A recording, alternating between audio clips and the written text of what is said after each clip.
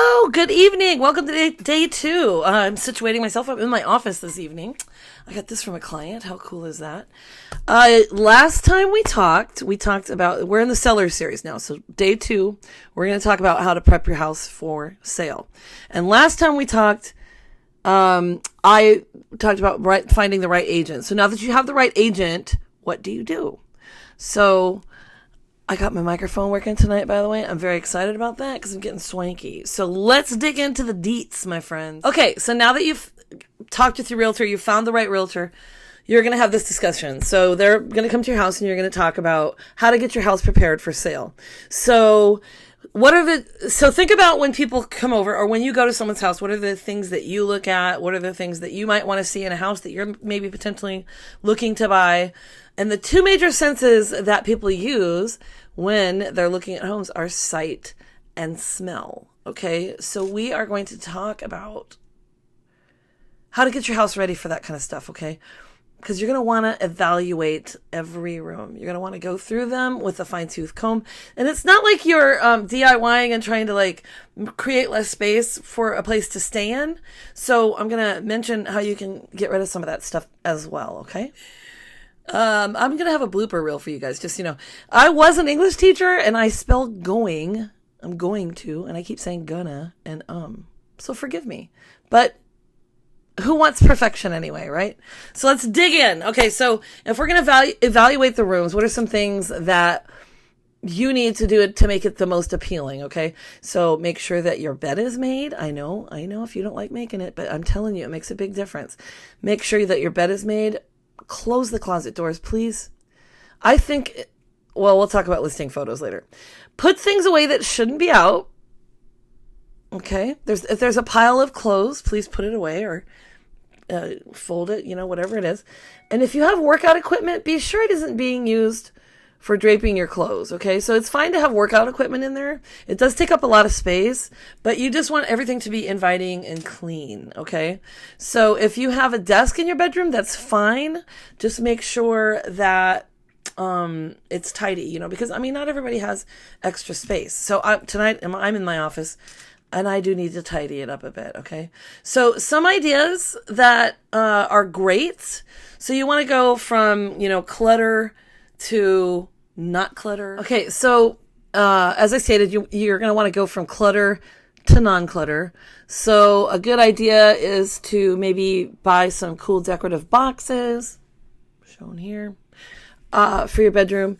Just maybe to put jewelry in, because sometimes even jewelry boxes don't work. That gets cluttered. So just find things, to put the things in, like your wallet, your keys, although I keep my keys by the garage door because that's where I come in. Work badges, things like that. Just things that take up space on your dressers or whatever it is that might not be as appealing to someone that's coming to look, okay? So counters, all the counters in your house should be not cluttered, okay? So less is more. Put away items in any cabinets you can put away in. Donate, sell. Find more decorative boxes, put them in your garage, store things, start packing. Okay. And that's the other thing. Start packing because it's perfectly acceptable to have boxes in your garage because people know you're moving. Okay. So if you have an office space, that's fantastic. A separate room. So just make sure you keep it tidy. You can't see my whole desk here. It looks pretty tidy, doesn't it?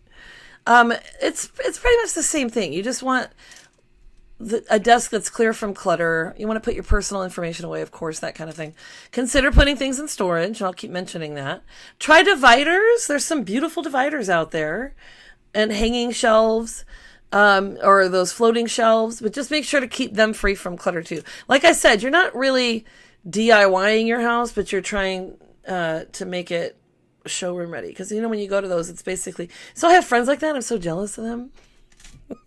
I'm so jealous because I go over there and I'm like, wow, where's all your stuff? And it looks amazing. So, and just remember that it's temporary. So if you're stressed about that, it's okay. It's temporary. You're going to move and you can start all over again. Next, we have bathrooms. Okay. So you've all been to places, I'm sure, where they had not so nice bathrooms.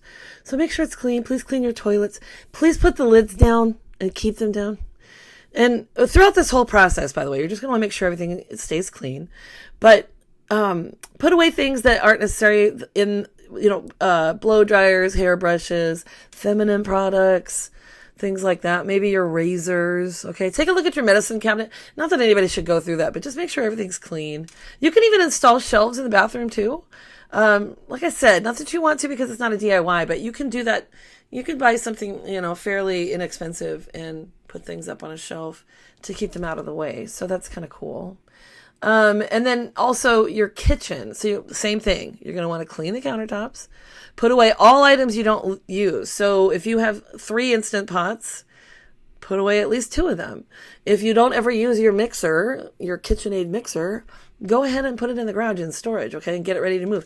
Or this is a great time for you to think about donating, selling, or just tossing if it's something that is not workable anymore. So just remember, keep areas clean and keep thinking less is more, okay? Okay, now we're on to smells. Ew, smells.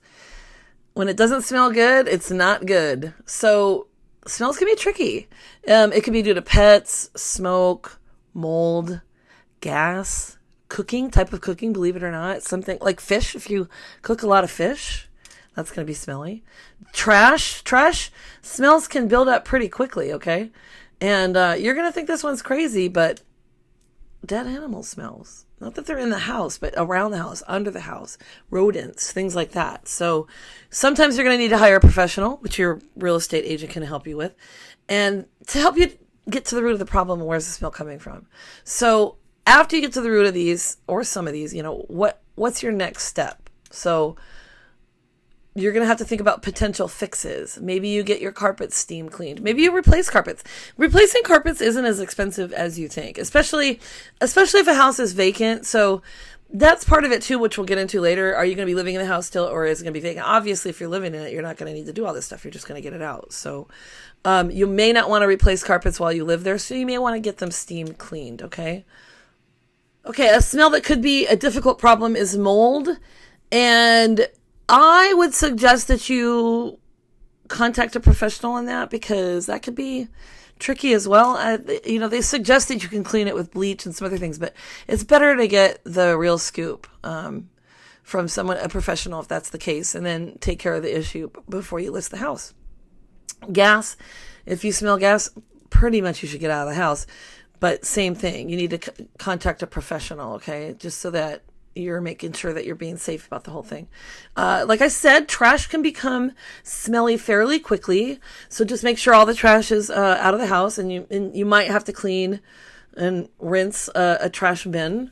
But once you have that all done and cleaned out, then just keep on top of your trash and keep cleaning, okay? So the bottom line is, when you don't know, consult a pro, okay? So I'm going to talk about good smellies next. What's a good smelly, you ask? Well, that's what I call those things that plug into the wall, like the plugins, and it produces good smells in the house. So I'll get into that in a minute. As far as smells go, you can do a few things. You can open up your windows and get some fresh air in. That also depends on the time of year. My eye keeps watering. Time of year, the temperature, where you live. And you're not going to open your windows in Phoenix, Arizona in July. That's where I am. Okay. There's air fresheners and candles. Just be careful, because you don't want to leave candles on and not be at home. Diffusers are a good idea. Like this fella, I've got one just like this. I call the plugins good smellies, as I said, which can really help, but be wary, because if you have too many in a house and the smell is too strong, people are like, why? What are they masking? With this smell? Okay. So, or you can be fancy dancy and get an air purifier. And if you think that's too extreme, you can always take it to your new home. So that's kind of cool. So basically, you just need to keep everything clean, okay? Practice putting things away every time you're done with them. Use this time to get rid of things that you don't need anymore, maybe to make some money on it. A lot of people have garage sales and they sell stuff, or they donate to Goodwill, that kind of thing. Just remember, you might hear different things on this, but it is entirely okay in my mind and a lot of people's minds to store things in boxes in the garage. Okay, people understand you're in the process of moving, and they're going to appreciate much more the fact that you got the house cleaned up than you have boxes in the garage. Okay, so take your time. That's the other thing. Make sure that you're comfortable with everything. Make sure that you're comfortable with whatever you're doing, whether it's getting rid of things or storing them or, passing them on to other people. Okay. And then if you have questions, be sure to ask. That's what we're here for. So have a great day. I always say the Horgan loves you. Peace and love. And I will see you for the next one.